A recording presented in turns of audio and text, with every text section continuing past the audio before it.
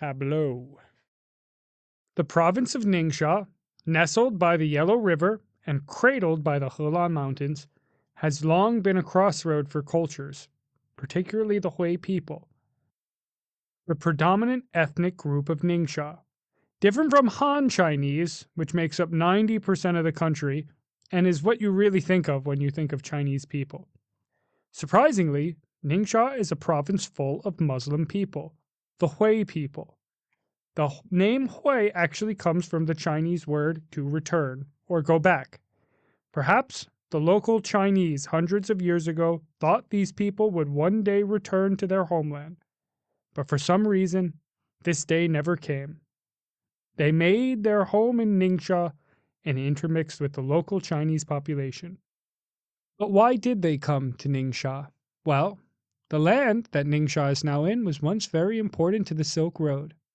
So, these Muslim Hui people, they most likely came from Central Asia, trading in their caravans, and stopped at this oasis between the Helan Mountains and the Yellow River, and decided to make their life there. When walking on the streets, it does not feel as if you are in a Muslim country. There are no big mosques and you won't hear the call to worship.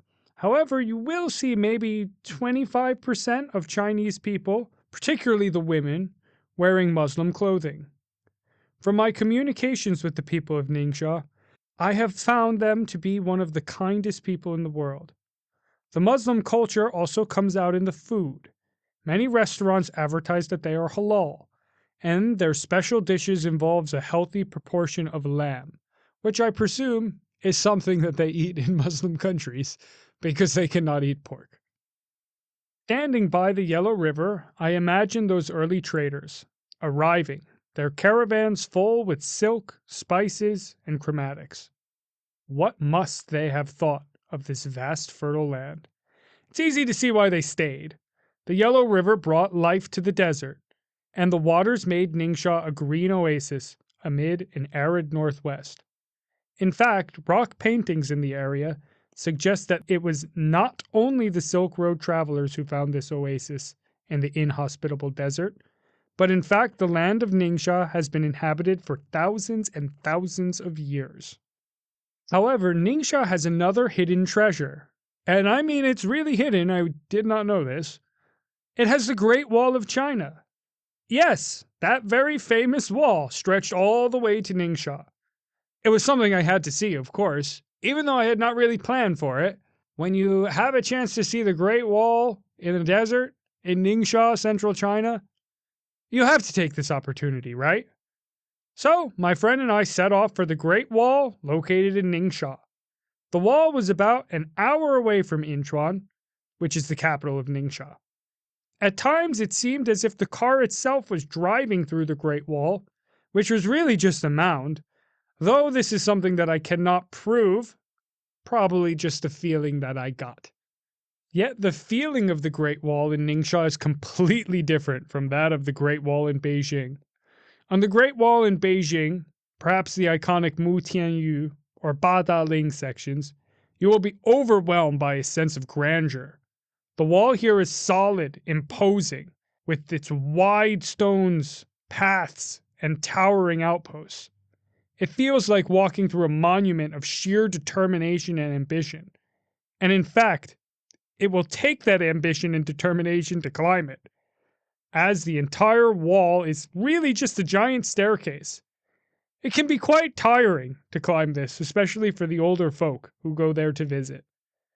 The air is thick with history. Yet, there's a certain modernity to the experience. Tourists snapping photos, and old foreigners clinging to the wall sucking for oxygen. Likewise, the wall looks as if it was recently built. There's lots of concrete there, and honestly, it looks as if it has been restored heavily. The mountains, which the wall is placed on, roll out endlessly in every direction. This is the wall I imagined, a global icon, crowded but magnificent, alive with the energy of countless visitors.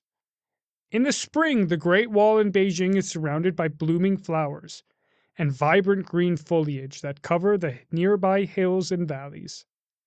During the summer, the wall is bathed in sunlight, with lush greenery stretching as far as the eye can see. In autumn, the Great Wall is a stunning tapestry of red, gold, and orange as the trees transform with the seasons. And in the winter, the wall is often blanketed in snow, its stones stark against the pure white backdrop. Here in Ningxia, the feeling is entirely different. I'm standing on a section of the wall near the Helan Mountains, surrounded by vast stretches of open land. The wall isn't made of polished stone, but of rammed earth.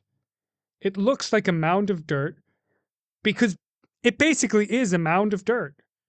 Unlike Beijing, the province of Ningxia does not have the large stones needed to create such an imposing wall. The wall looks broken and unimpressive. The desolation simply invoke a sense of ancientness. The crumbling wall feels authentic and humbling. You can almost imagine the soldiers who once stood here, and the harsh climate scanning the horizons for signs of the Mongols, the same Mongols that did come and did defeat the Western Shah dynasty in the 1200s. It is not the grandeur of the wall that strikes me, as it did in Beijing, but the wall in Ningxia is raw and enduring, and its presence is simply amazing. Standing on the wall in Ningxia, I feel like I am not just visiting history, but I'm a part of it, if only for a moment. It is real, resilient, and quietly awe-inspiring. This is the untold part of the Great Wall, stripped bare and untouched by the bustle of the modern world.